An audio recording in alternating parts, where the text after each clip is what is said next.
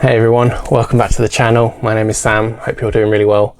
And on this channel I like to talk about all things film, Blu-ray and physical media collecting. And recently I've been watching a lot of genre film, sort of horror, exploitation sort of thing. I go through cycles and phases where I'm sometimes in the mood to watch that sort of thing, or sometimes I'm in the mood to watch something a bit more heady and, you know, introspective and something that makes me think, like an art house film or something like that. And I just wanted to share some of the things I've been watching and give my brief thoughts on them. So first up, from 1981, we have Andrea Bianchi's Burial Ground. So this is the 4K release from 88 Films. And what a release it is, to be honest.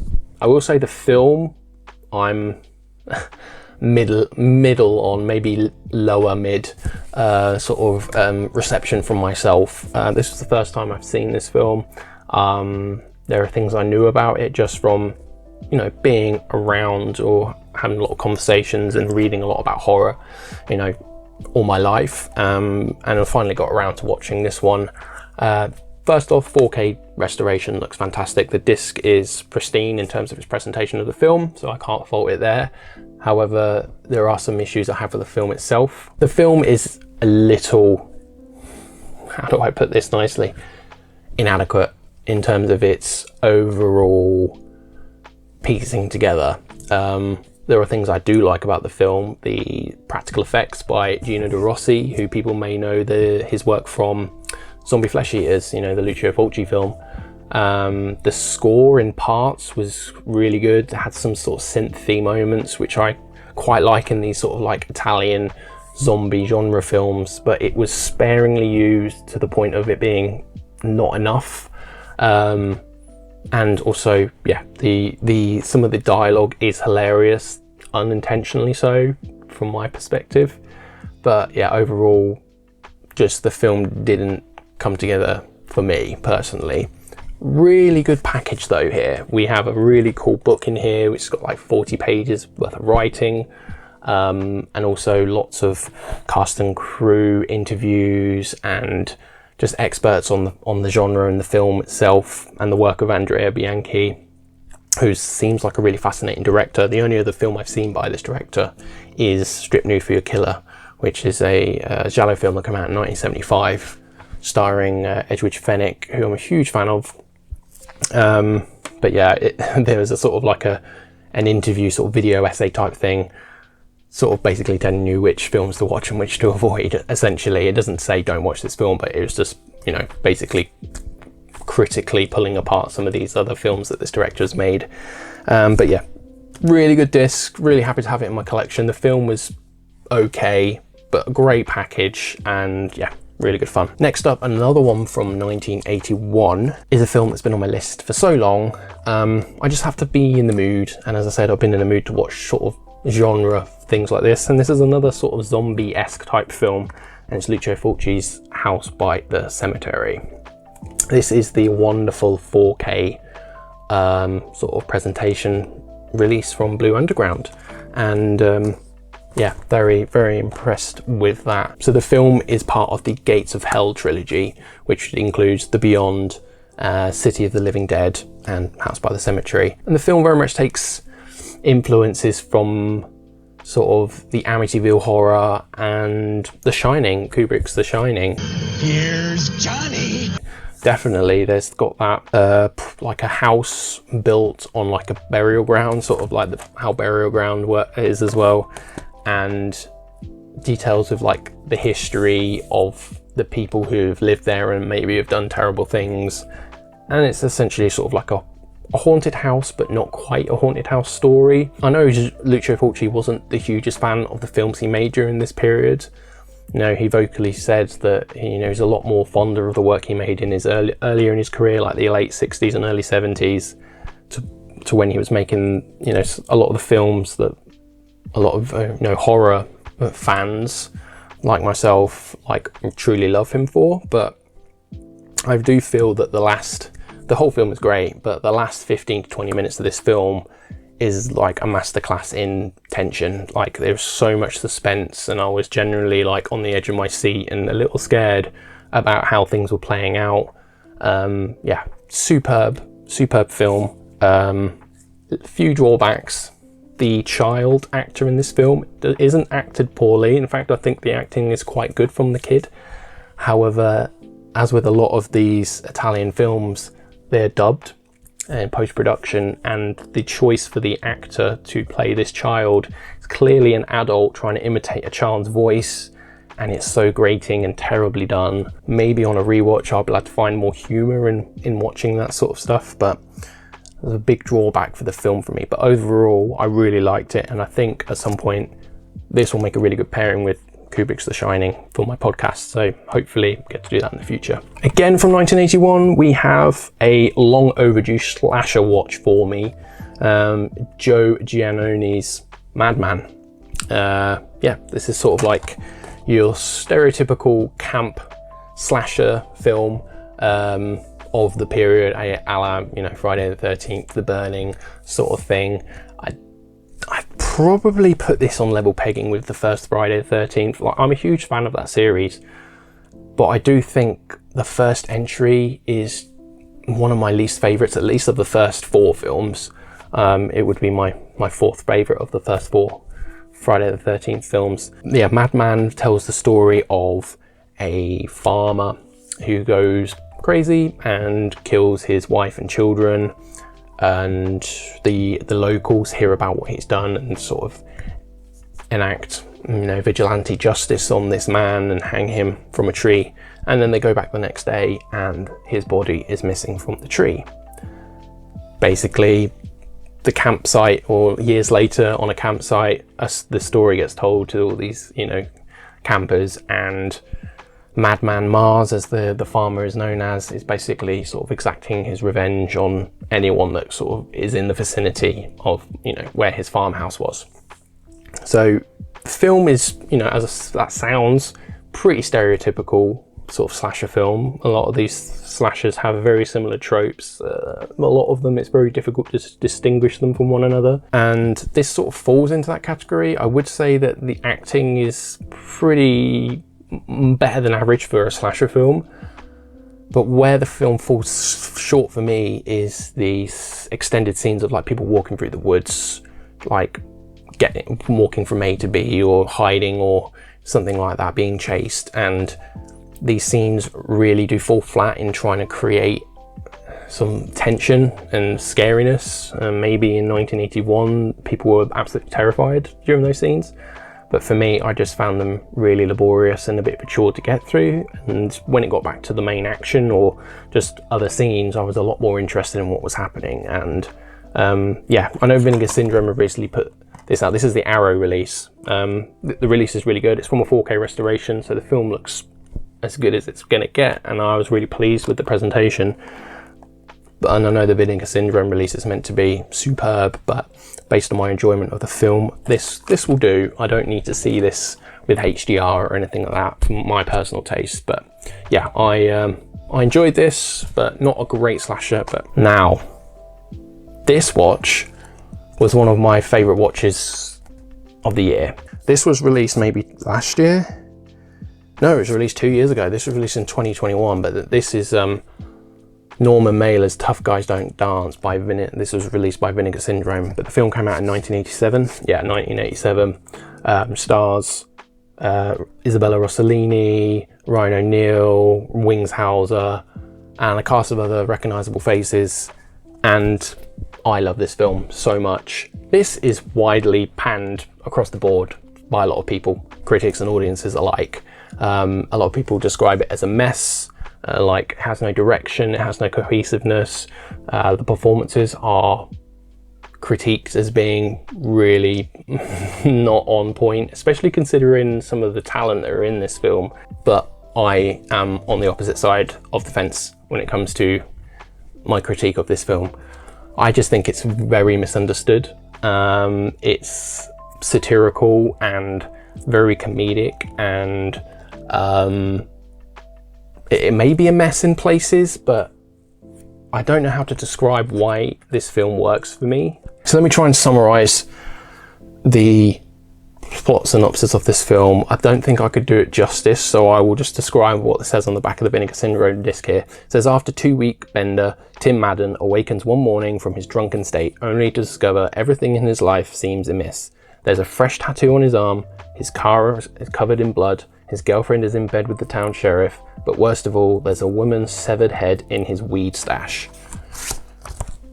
If that doesn't make you want to watch this film, I don't know what will. And as again I said, the talent that is in this film, it just makes for such an interesting viewing experience, because the tone does shift and you don't know what to make of everything, whether the film is satirical or whether it's just badly made. I don't care. Either way, I love it. This is an amazing film. The release is stacked as well from Vinegar Syndrome. There's a bunch of special features. I highly recommend this one, but don't hate me if you watch it and you think this is one of the worst films you've ever seen, because I know a lot of people think that way about this film.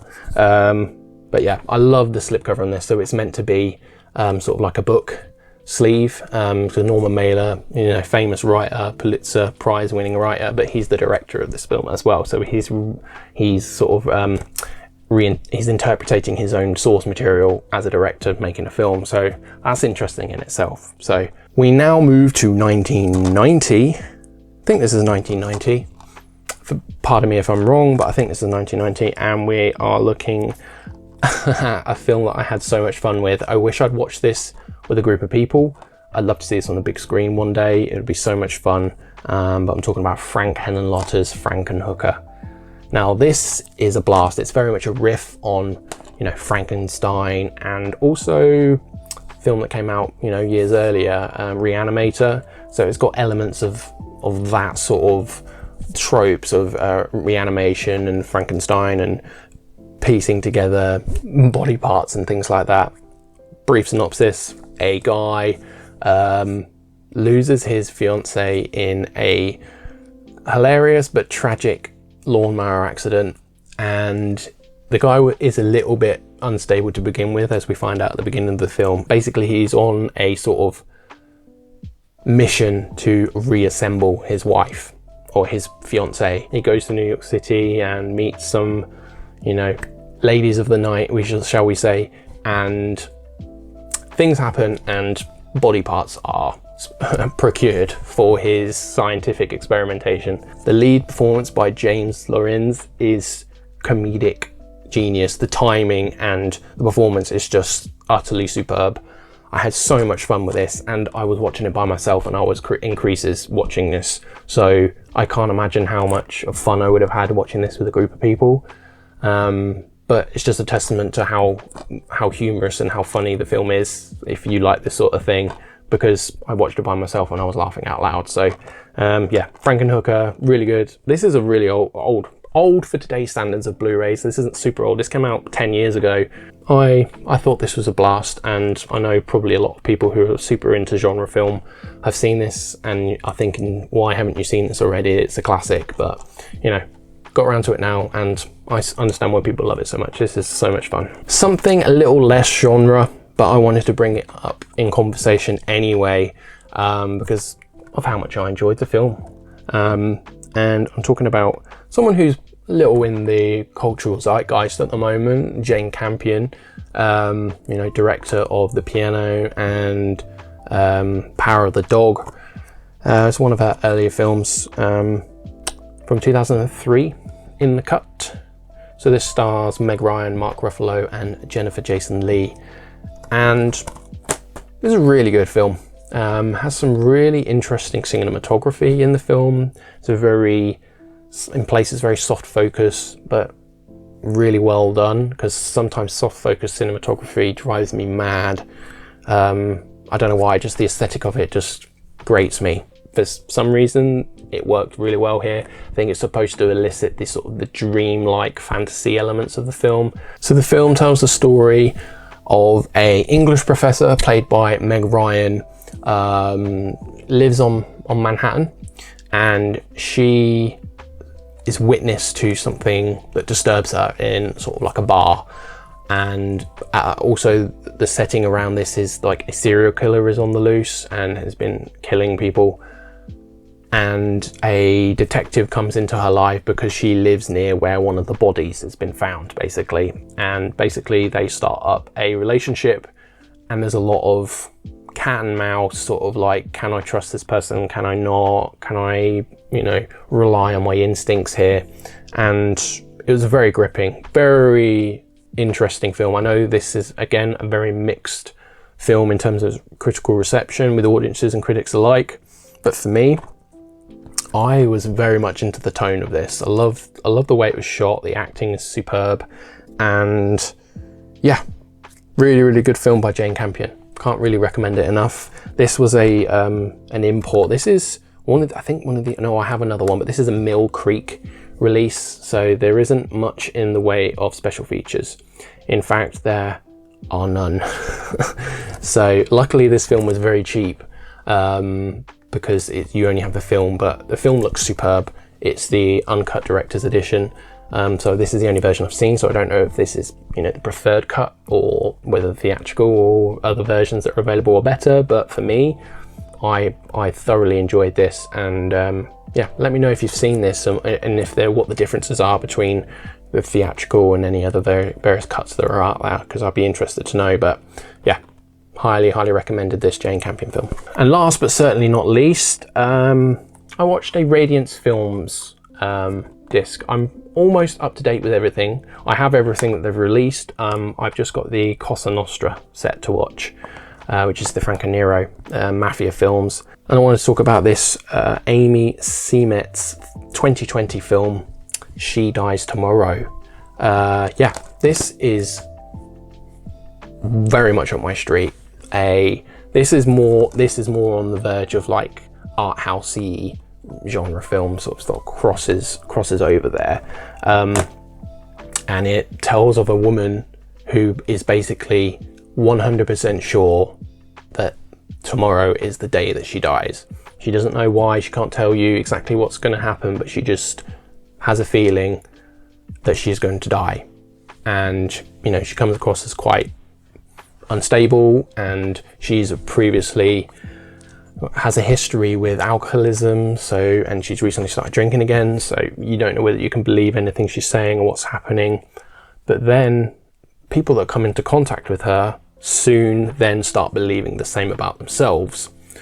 And the whole film for me is sort of like an allegory for modern way in which information is communicated to each other, particularly across the internet, and how language is very impactful on how we view the world and how we can think about ourselves. And it's very much a film about sort of, you know, existential angst, you know, just what are we doing on this planet, and what we're doing with our time, and is it worthy of what we're doing, you know, all those big questions about that make you think about your life. And the film has been compared to David Lynch. I think it even says on the back here somewhere.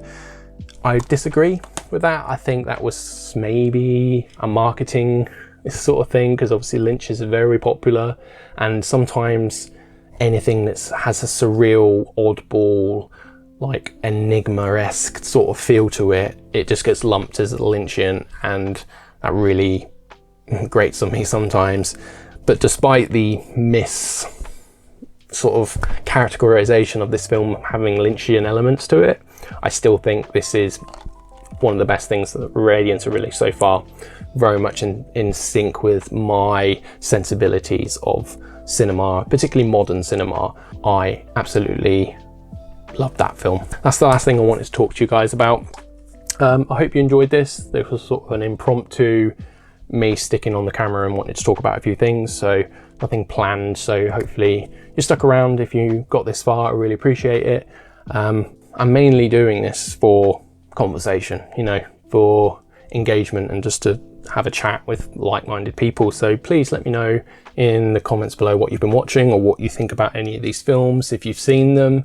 I'm really interested to see if there's any other fans of this film out there, because I need to discuss and talk about this film at length with someone who has seen it, because I think it's phenomenal, but I can't pinpoint why. But anyway, thanks for your time everyone. Until next time, take care.